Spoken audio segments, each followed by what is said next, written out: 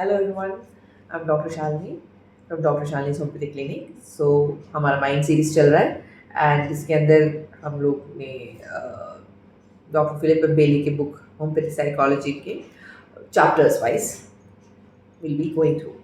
So last session मैंने कहा था कि हम आधा स्प्लिट करेंगे rather than going into small segments। छोटे ड्रग्स हैं तो हम स्प्लिट करेंगे, बड़े बड़े कॉन्स्टिट्यूशनल मेडिसिन आएंगे आगे, natrum mur, medorrhinum, phosphorus and all those things जब आएगा तब हम लोग पार्ट्स थोड़े 3 या 4 में कर लेंगे। But as of now I think छोटा है ड्रग तो आधे में करेंगे। सो अनाकार्डियम जो बुक है जो चैप्टर है वो 1 2 3 4 5 फर्स्ट इंट्रोडक्शन है, उसके बाद डिवाइन इंस्पिरेशन करके एक पार्ट है, फिर वायलेंस है, पैरानोया है, mental fogging and physical appearance. So हम क्या करने वाले हैं, आज हम इंट्रोडक्शन का part and divine inspiration complete करेंगे एंड उसके बाद नेक्स्ट पार्ट में हम violence, paranoia, mental fogging and physical appearance को पढ़कर एक्सप्लेन करेंगे हिंदी। ठीक है, चलिए स्टार्ट करें। चल, अनाकार्डियम जो है उसका keynote is mentioned as good versus evil. So अच्छाई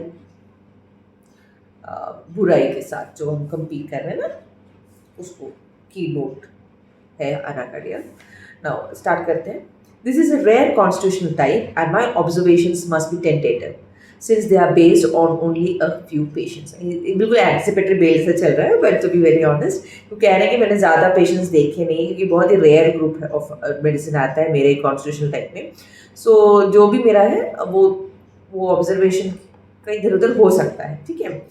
Now, however, the central characteristic of the Anakardian personality is quite dramatic and hard to miss, providing that the patient feels sufficiently at ease with the homeopath to be open with him. कहते हैं कि भले ही ये tentative है, ज़्यादा patients नहीं आए हैं इस कॉन्स्टिट्यूशनल टाइप में बिकॉज ये रेयर है, बट जब वो आप अनाकार्डियम को देखोगे, अगर आपको ये चीज़ें याद रहेंगी तो ये समझना है कि वो इतने ड्रामेटिक हैं, इतने हटकर उनका पर्सनैलिटी है, हम मिस नहीं कर पाएंगे, प्रोवाइडेड एक क्लॉज है जैसे कि बाकायदा अगर वो पेशेंट आप एज अ होम्योपैथ के साथ कंफर्टेबल हैं कि वो ओपन अप हो रहे हैं, तब आप वो उनका रियल पर्सनालिटी देखेगा। सी ये माइंड में ना प्रॉब्लम होता है, जब आप माइंड मेडिसिन देखते हो, माइंड की पर्सनालिटीज देखते हो, तो बिगेस्ट प्रॉब्लम इज हम वो नहीं दिखाते हैं जो हम हैं। So as a homeopath mental symptoms को डिटेक्ट करने में we should not see what we are seeing, यानी हम वो देखकर वो सिम्टम्स नहीं समझना चाहिए जो दिखा रहे हैं, बल्कि हमको उसके अंदर देखना चाहिए वो जो छुपाने की कोशिश कर रहे हैं, जो बताना नहीं चाहते हैं। ये सब कैसे मुमकिन होता है, जब हमारा माइंड का जो ग्रास्पिंग नॉलेज है, एक दूसरे पेशेंट को समझने का जो ग्रास्पिंग नॉलेज है वो बहुत डीप है, और वो तभी डीप हो सकता है जब हमको हर चीज़ की बारीकियत पता हो, हर एक ड्रग की बारीकियत पता हो, हर एक ड्रग की जो मेंटल जो डिफरेंसेस होते हैं ना वो पता। उसका कोई ऑप्शन नहीं है, सिर्फ एक्सपीरियंस ऑप्शन है, और हर रोज़ कोई ना कोई ड्रग पढ़ना, समझना, नॉलेज गेन करना, यही सिर्फ एक ऑप्शन है। सो ऐसा नहीं कि हम लोग जैसे फ्रेशर पास, ये सारे फ्रेशर्स के लिए पास आउट होने के बाद येस मैं माइंड क्रैक कर सकता हूँ, बहुत कम लोगों के साथ होता है।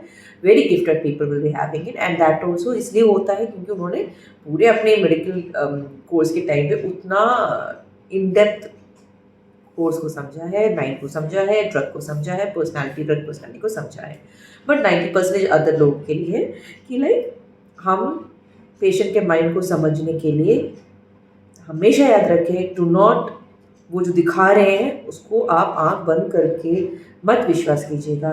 वो जो छुपा रहे हैं, वो जो नहीं समझ दिखा रहे हैं, उनकी जो बॉडी लैंग्वेज है, वो जो बताने में एक छोटी सी हिचकिचाहट आती है या फिर उनकी नज़र कहीं और जा रहा है, ये सब चीज़ें माइंड पे सिम्टम्स लेते हैं जब पेशेंट ज़्यादा अपफ्रंट नहीं रहता है ना। हालांकि आते बैठ के कोई भी पेशेंट अपनी पूरी राम कहानी सुनाने वाले अदर टाइप ऑफ ड्रग्स होते हैं, लेकिन सारे ड्रग्स पर्सनैलिटी उसके अंदर नहीं आता है, तो उसको आइडेंटिफाई करने का ये सब नुस्खे हैं। ऑल्सो आपको ऐसा इन्वायरमेंट क्रिएट करना है कि जहाँ पे वो पेशेंट को लगना नहीं चाहिए कि आप जज कर रहे हो। जब वो पेशेंट आपके पास आता है, इट्स नॉट योर जॉब, आपका काम ये नहीं कि आप उसको जज करो, आपका काम है उसको बेहतर बनाओ। क्या सही क्या गलत वो हमारे एक्सपीरियंसेस के बेस में हम समझ सकते हैं, बट वो कभी भी हम अपने पेशेंट के ऊपर नहीं थोप सकते। क्योंकि जब एक पेशेंट को लगता है उन्होंने जो किया वो गलत किया है, उन्होंने जो सही किया है, हम भी उसके ऊपर जज कर रहे हैं ना, तो वो ओपन अप नहीं हो पाते ना। कोई भी इंसान अपने आप खुला तभी बता सकते हैं जब तक उनको लगता है कि दूसरा पर्सन मुझे समझेगा, मेरे एक्शंस को समझेगा, भले वो गलत हो। जैसे मैंने कहा वो हमारा काम नहीं है, हमारा काम ये है हम पेशेंट को समझें। एज अ होम्योपैथ हम पेशेंट को जितना समझते हैं, उनका जो कहाँ से सोच के कारण कहाँ तक उनके मेंटल कंडीशन के कारण फिजिकल में जा चुका है, वो फिजिकल या फिर फिजिकल से क्यों फिजिकल आया, सो बैक ट्रैकिंग करके माइंड में किस कारण से ये सब कनेक्ट होता है, एंड उसके बेसिस पे सिम्टम्स के बेसिस पे मेडिसिन प्रिस्क्राइब करके इस पेशेंट को बेटर करना है। That's all. उसने सही किया गलत किया नहीं, ठीक है। अनलेस एंड अनटिल बहुत गलत किया है जहाँ पे हम एज अ सिटीजन हम रेस्पॉन्सिबल हैं, वो डिफरेंट बात कर रहे हैं, हम उतने सीरियस लेवल की बातें नहीं कर रहे हैं, ठीक है। चलो ये थोड़ा बीच में बेसिक क्लिनिकल वर्क के एक्ट पे मैंने डिस्कशन कर लिया है। Now will get back to the book. Now, the old Materia Medicas stress the divided nature of anacardium's will. Get that is जो अनाकार्डियम की जो विल यानी जो इच्छा शक्ति है वो थोड़ा डिवाइडेड है, ठीक है। केंट कहते हैं will contradiction of feels as if he had two wills. खुद लगता है मैं दो, तो एक बोलता है ये करो, दूसरा बोलता है दूसरा करो, ठीक है।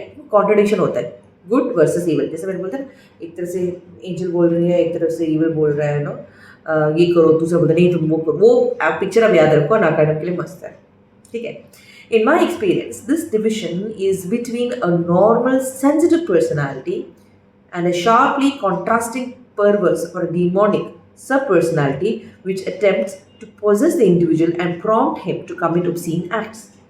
Kent कहते हैं he is persuaded by his evil will to do acts of violence and injustice but is restrained by a good will. तो ये पर्सनालिटी का ड्रामेटिक का मतलब है एक पर्सनालिटी जो उनका है बहुत ही शांत सुशील एकदम करेक्ट, जो सबसे परफेक्ट है मैं वही करूँगा उस एस्पेक्ट में रहता है। एंड दूसरा जो पर्सनालिटी का रहता है वो है जहाँ पे वो एक सोशल इनजस्टिस को या फिर सोशल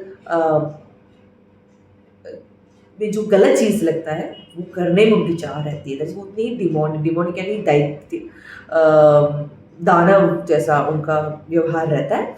एंड ये नहीं करते हैं क्योंकि इनका जो अच्छा पार्ट रहता है, अच्छा विल रहता है, वो उसको रिस्ट्रेन कर रहा है, उसको कंट्रोल में रख रहा है, वरना वो कर लेते हैं, ठीक है ना। The repertory lists many of the characteristics of anacardium's evil side. Repertory में बहुत सारे जो उसकी evil side है उसका नाम के अंदर ये आता है, वो है malicious, paranoia, cruelty, propensity to curse, unfeeling rage. Malicious यानी जो बहुत ही चालू और बहुत ही घटिया टाइप का इंसान हो। पैरानोया कुछ ज़्यादा ही सोच सोच के कोई मुझे मारने आ रहा है, कुछ होने वाला है, मैं कुछ करूँगा, तुमने मेरा मुझे खून करने वाले, ऑल दोस कैटेगरीज पैरानोया के अंदर आते हैं ना, जो है नहीं उसको कुछ ज़्यादा ही सोच सोच के बना देते हो। क्रूअल्टी यानी कोई दया कुछ है नहीं, क्रूअल है, क्रूअल तो पता है सबको, क्रूर है वो। प्रोपेंसिटी टू कर्स, और बहुत गाली देते हैं, उनकी टेंडेंसी होती है गाली में बात करने में। अनफीलिंग, कोई तुम रो तुम हंसो तुम्हें दुख हो रहा है कोई फर्क नहीं पड़ता। रेज गुस्सा, no, ये दूसरे विल की बात है। पहला विल जो शांत उसकी बात नहीं है, जो दूसरा विल जो हमेशा सब पर्सनैलिटी है, अंदर पड़ा हुआ है, मेजर पर्सनैलिटी के पीछे छुपा हुआ है। The anacardium patients that I have seen, however, were sufficiently in control of themselves to resist the promptings of their demonic side, although at times this involved a great struggle between the two wills. The resemblance to classic description of demon possession was striking. तो जो जिन patients को doctor well ने देखा है, फिर well ने देखा है, वहाँ पे वो हालांकि बहुत ही कंट्रोल्ड पेशेंट्स थे जिन्होंने अपने अच्छे विल का अच्छी तरह इस्तेमाल किया है, एंड उनके जो गलत थॉट्स होते हैं, वो गलत करने की जो थॉट्स होते हैं उसको वो कंट्रोल्ड में रखे हुए इंसानों को ही उन्होंने, पेशेंट्स को ही उन्होंने देखा हुआ है। The most consistent compulsion that I have seen in anacardium patients is a compulsion to curse at others in violent sexual language. One such patient was a highly sophisticated young man whose main interest in life was spiritual. He practiced meditation regularly and had a fine understanding of mystical philosophy. This spiritual side contrasted starkly with his other side, which had been with him since birth. Even as a small child, it was clear to his family that he was strange. since he used a potty to urinate until he was 10 years old and still sat on the toilet to urinate after that age. So एक बहुत consistent character जो अनाकाडिम का है वो है उनकी जो tendency है गाली देना, और वो भी बहुत ही अपने सेक्सुअल ढंग पे गाली देने की उनकी जो टेंडेंसी है बहुत प्रॉमिनेंट है। वो एक कहते हैं कि एक पेशेंट वो जाते थे, बहुत हाईली सोफिस्टिकेटेड और इंटेलिजेंट थे, और जो स्पिरिचुअली यानी भगवान में मानने वाले, भगवान के रिचुअल्स को मानने वाले एक व्यक्ति थे, और वो मेडिटेशन भी करते थे हैं। बट ये जो उनका स्पिरिचुअल साइड है उसके बिल्कुल ऑपोजिट था उसका जब ये इविल साइड, जहाँ पे उसको जब गुस्सा आता था इतनी गंदी गंदी गालियाँ देता था, बहुत गंदी गंदी गालियाँ देता था। एंड ये बचपन से ही वैसा था, क्योंकि बचपन में ही जब उनको पॉटी ट्रेनिंग होती है ना, जब हम लोग बच्चों को पॉटी ट्रेनिंग कराते हैं, सो वो 10 साल तक उसी चीज़ वही उस जिस चीज़ में उसको ट्रेनिंग होता है 10 साल तक वो जाता था। Okay, and furthermore he had a fetish for watching women urinate, which was his principal source of sexual arousal, and which he presumably did act upon sometimes. He was reluctant to talk about this. His main complaint, however, was that he was tortured by the compulsion to say sexually obscene and violent remarks to those around him. The effort of resisting his demonic side showed a stiffness in talking, his lips being pursed with tension, whilst his eyebrows were knit together much of the time.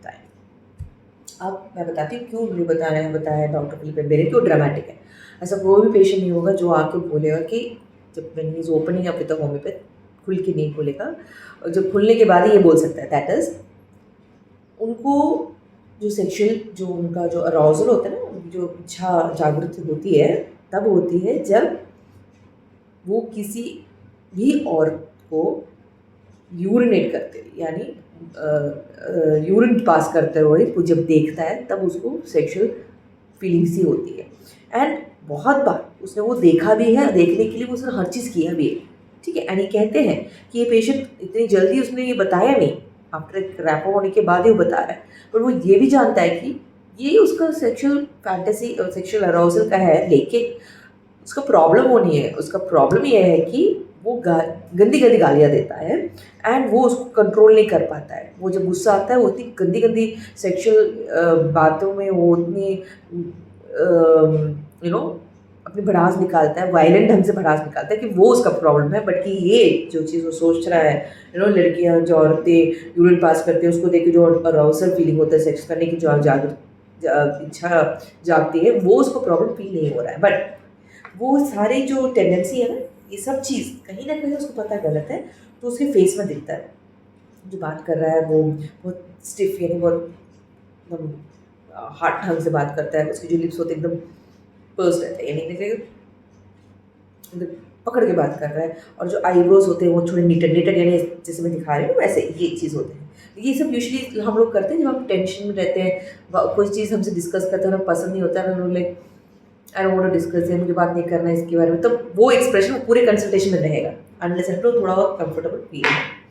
This particular man was sufficiently sophisticated intellectually to rationalize his symptoms and expressed no guilt about them. ये जो patient है वो अच्छा sophisticated बनता है, intelligent भी है, जानता भी है उसके सिम्टम्स, लेकिन उसको कोई गिल्टी कंसाइंस ही नहीं है, उसको कोई ऐसा है ही नहीं मैं कुछ कर रहा हूँ गलत कर रहा हूँ, कोई फर्क नहीं पड़ रहा उसको।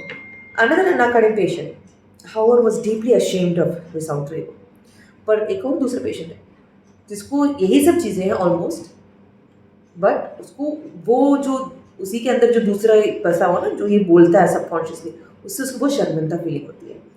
ही was far less intellectual than the former and had not manage to rationalise his obsessive thoughts and impulses in the same rather clinical way. तो ये जो दूसरा बंदा है वो पहले बंदे से थोड़ा कम सोफिस्टिकेटेड है, और वो इतना भी सोचने वाला पर्सन इंटेलिजेंट नहीं है कि ये सोचे कि हाँ ये मुझे क्लिनिकल है, क्लिनिकल यानी मैं कंडीशन में हूँ, मुझे कोई प्रॉब्लम है इसलिए मैं ऐसा हूँ तो ठीक हो जाएगा, ऐसा कुछ सोचने की कैपेबिलिटी है ही नहीं। When I saw him initially, he was acutely distressed by the struggle going on inside himself and fearful of going insane. So ये जब डॉक्टर दूसरे वाले बंदे को देखता है तो क्योंकि उसको पता नहीं है कि ये सब नॉर्मल है या नहीं है, क्या है, मुझसे क्या हो रहा है, तो वो हड़बड़ाहट में है, देखा आपने दो टाइप, एक जो बिल्कुल वो प्रोफेशनल बहुत इंटेलिजेंट और जानता है ये सब है, आप मुझे ट्रीट करो, ये रैशनल चीज़ है, क्लिनिकल चीज़ है, मुझे कोई फ़र्क नहीं पड़ता बट मुझ में है।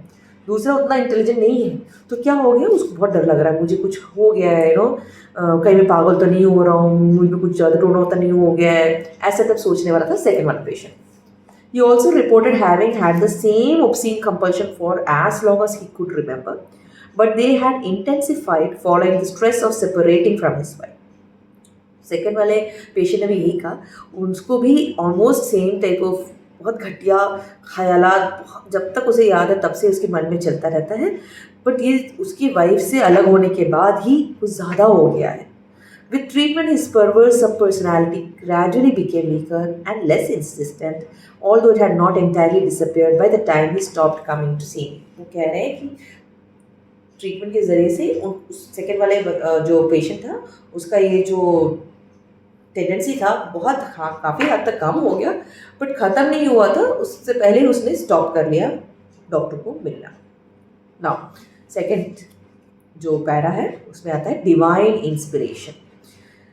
तो डिवाइन इंस्पिरेशन के अंदर बेली से लिखते हैं, the division within anacardium's mind is more stark when the contrast is between not a demonic side and a normal side but between a demonic side and a divine side।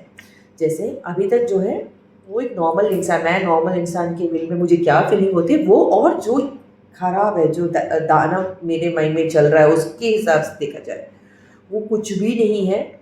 जब एक person के अंदर जो will में वो खुद को divine यानी देवता जैसा फील करता है, एंड उसी के अंदर दूसरा बसता है जो खुद को दैत्य जैसा मानता है, तो उसके बीच में जब ये कन्वर्सेशन होता है या फिर सिम्टम हम एलिसिट करते हैं तो बहुत ही डिफरेंट ढंग और में हमको एलिसिट किया जा सकता है।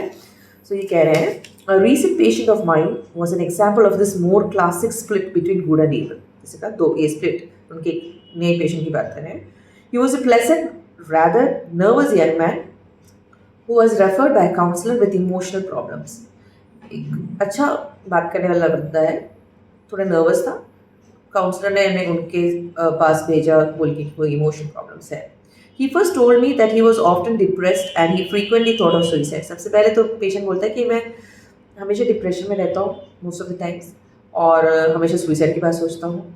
He then went on to say that he had a fear of women and that they always tried to manipulate him and hence he avoided them। फिर उसने बोला कि मुझे औरतों से डर लगता है क्योंकि उसको मुझे लगता है कि औरतें मुझे मैनिपुलेट करती हैं, मुझे अपनी तरफ खींचती हैं, एंड इसलिए मैं अवॉइड करता हूँ। He said that he had fear of sex and said it was because he thought of sex as impure। उसे सेक्स से बहुत डर लगता है क्योंकि उसे लगता है सेक्स पाप है। At this stage he could have been almost any constitutional type, particularly if his symptoms were the result of sexual abuse in childhood, which often results in suicidal depression, fear of the gender of the abuser, and an aversion to sex in general। So, ये at this stage very सब होते हैं कि ये जो बोल रहा है वो नॉर्मल कोई भी कॉन्स्टिट्यूशन से अंदर आ सकता है, स्पेशली वो जिनके अंदर चाइल्डहुड में सेक्सुअल अब्यूज़ हुआ हो, उनको या तो अपने जेंडर जिस पर्सन जिस मेल या फीमेल जिसने उनके साथ ये यौन शोषण किया है उनके ऊपर उस जेंडर के साथ उनको सख्त नफरत होती है, या फिर उनके ऑपोजिट सेक्स के साथ सख्त नफरत हो सकती है, या फिर बस बढ़ते जाते हैं तो डिप्रेशन हो सकता है, सुइसाइडल थॉट हो सकता है। सो ये सब चाइल्ड सेक्सुअल अब्यूज़ ट्रॉमा की हिस्ट्री में आता है। However, my patient then began to speak in more religious terms। He said that he felt called by God to bring light to others and that he felt very close to God। फिर थोड़ी देर के बाद वो उनके बात करने में तो पता चलता है कि पेशेंट बोलता है कि उसको लगता है कि मैं धरती पे आया ही हूँ किसी और लोगों को सही राह दिखाने के लिए, मैं चुना हुआ व्यक्ति हूँ बाय भगवान से। This contrast between suicidal depression and divine inspiration alerted me to the likelihood of a relatively insane constitutional type। अब देखो थोड़ी देर पहले उसने क्या बोला, मुझे सुइसाइड और फीलिंग हो रही है, डिप्रेशन हो रहा है, फिर एकदम से बोलता है कि मुझे भगवान मुझे बुला रहे हैं। सो जो भगवान की शरण में जाता है उसको सुइसाइड और डिप्रेशन जैसी चीज़ों से हम इक्वेट नहीं करते हैं। तब डॉक्टर फिलिप को लगा कि नहीं, ये थोड़े इंसेन यानी थोड़े वो मानसिक ढंग से हट प्रॉब्लम होने वाले पेशेंट्स के जो कॉन्स्टिट्यूशन ड्रग्स आते हैं उसके अंदर आने वाला कोई मेडिसिन है, we have to separate the medicine. Now, my patient then said that he had a breakdown a few years previously in which he felt he was surrounded by spirits. कहते हैं delusion sees dead persons, delusion sees devils. ये cat बोलते हैं, यानी उनको लगता है कि उनको एक ब्रेकडाउन यानी एक टाइप ऑफ टेंशन जैसा चीज़ आया था जब उनको लग रहा था कि वो पूरे भूत प्रेत से जुड़े यानी सराउंडेड है. After this experience he felt as if he were half divine and half demonic. उसके बाद से उनको लगता है कि मैं आधा डिवाइन यानी दैव गुण का हूँ और आधा दैत्य गुण का हूँ, दानव गुण का हूँ.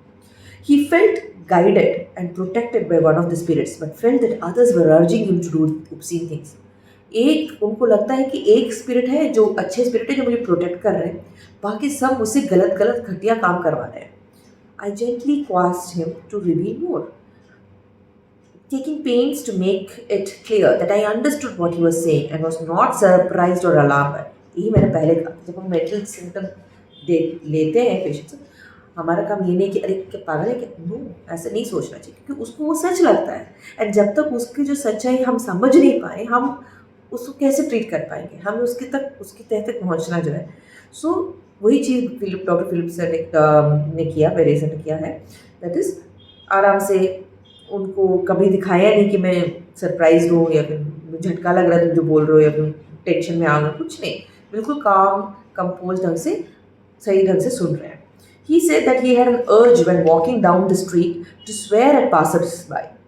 उसने कहा जब मैं रास्ते में जा रहा हूँ मुझे लगता है मैं जो जाते हैं ना आजू बाजू उनको गाली दूँ. He also would have fantasies of dousing everyone in a crowded street with petrol and setting them on fire. फिर बोलता है मुझे कभी कभी लगता है उन लोगों को पेट्रोल डाल दूँ और जला दूँ. A voice would say kiss them as he passed stranger in the street. और दूसरा वॉइस बोलता है किस कर लो. This contrast between divine and demonic was very distressing to my patients. Obviously, patient थोड़े टेंशन में रहते थे. It made him feel in danger of eternal damnation, and even the smallest moral decision became like a life and death struggle for supremacy between his two wills. उसको लगता है कि जाहिर सी बात है क्योंकि उसका स्पिरिचुअल साइड भी है एक्टिव, तो वो बोलते हैं, उनको लगता है कि अब तो मैं हमेशा के लिए नरक में ही जाने वाला हूँ, और वो हमेशा फंसा रहता है क्या मैं सही कर रहा हूँ क्या मैं गलत कर रहा हूँ, क्योंकि दोनों एक तरफ को खींचे जा रहे हैं. For example, he used to work as a taxi driver, and when he came across a customer was waiting for another taxi which was late, he would agonise over whether or not to steal his colleague's customer. यानी वो taxi driver है, वो देखते कोई और customer अपने किसी और टैक्सी की वेट कर रहा है, तो उसको मन में लगता है कि मैं ना उसका कोलीग यानी दोस्त का ही गाड़ी के लिए वेट कर रहा है, तो उसका ही कस्टमर को मैं खुद ले लेता हूँ. He felt that every action was significant and was either righteous or accursed. उसको ये लगता है उसका हर एक जो डिसीजन वो ले रहा है वो बहुत ही महत्वपूर्ण है, और या तो वो सही है या फिर वो कुछ गलत करने वाला है. And furthermore, that everything that happened to him in his life, from the smallest detail to the largest, was either a reward from heaven or a punishment from hell. So वो दो कैटेगरी में रखता है. जो भी उसके साथ हो रहा है या फिर जो भी उसके साथ हुआ है लाइफ में, वो या तो भगवान ने डिवाइन ढंग से भेजा है, या फिर जो डेविल है, या फिर जो पनिशमेंट है पाताल युग से, उसको पनिशमेंट के तरह से दिया गया एक्सपीरियंस है. समझ रहे हो उसके माइंड कैसा है, एकदम आधा. बहुत मुश्किल है ना ऐसा रहना. So I gave this man anacardium 10 and he said a few weeks later that the obscene impulses had faded to faint thoughts that were easily dismissed, and that his depression has lifted.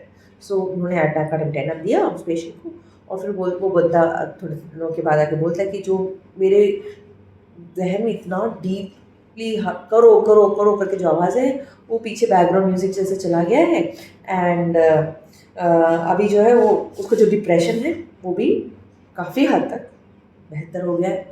He was still rather obsessed with good and evil, but was clearly less distressed and more in touch with reality. अभी भी थोड़े हद तक good और evil, अच्छाई और बुराई के बीच में फंसे रहते हैं, बट बहुत हद तक वो अभी रियलिटी में भी उनका ये क्या क्या रियल लाइफ में क्या डिसीजन लेना है, उधर भी उनका इज कमिंग बैक, आ रहे हैं वापस. Such cases may never become completely sane, but with the help of the simillimum, they can remain sane enough to avoid the excesses to which their constitution is prone. Doctor ये कह रहे हैं ऐसे जो persons होते हैं वो कभी भी कंप्लीटली सही नहीं हो पाएंगे.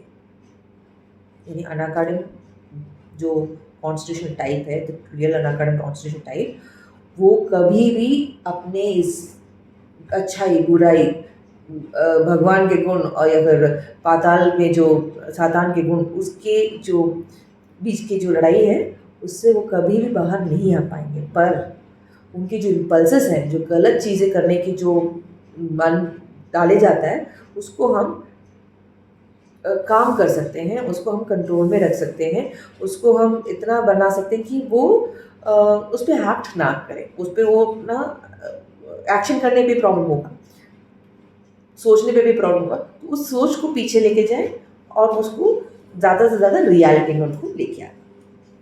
सो आज के पार्ट 1 में इतना ही है अनाकाडम के बेसिस में. उम्मीद करती हूँ आप लोग को समझ में आ रहा है. कोई भी प्रॉब्लम हो प्लीज़ कमेंट में दीजिए. मैं पूरी कोशिश करूँगी इम्प्रूव करने में. साथ में सीखते हैं, साथ में समझते हैं होम्योपैथी को. ठीक है. So thank you so much.